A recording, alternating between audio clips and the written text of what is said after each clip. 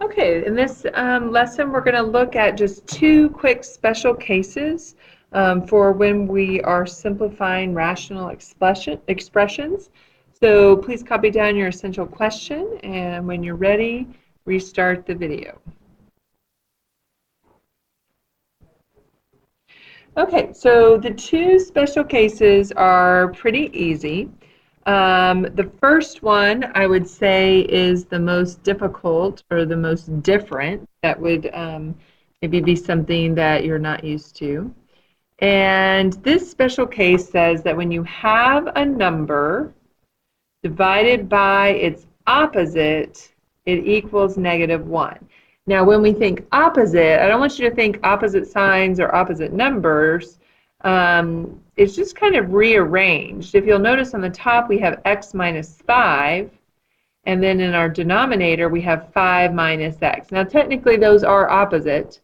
5 is negative here, 5 is positive there. In the numerator, x is positive, and the denominator, x is negative. So they're the opposite in that sense. And so anytime that happens, we can just look at that and say that it's -1. The second special case should be obvious. X plus 5 divided by 5 plus x is 1. This is a number divided by itself. You may be thinking, well, that's not really itself. Well, yes, it is. The commutative property says it doesn't matter which way we write it.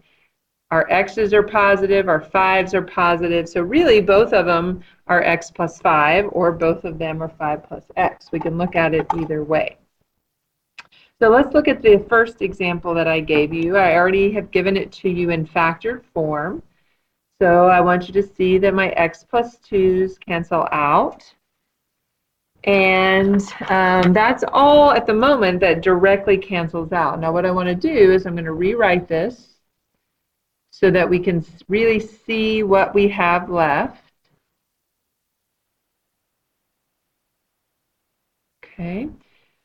X minus 3, x plus 3, that doesn't fit our opposite rule because our x's are both positive. Those aren't opposite. So they're going to stay as is.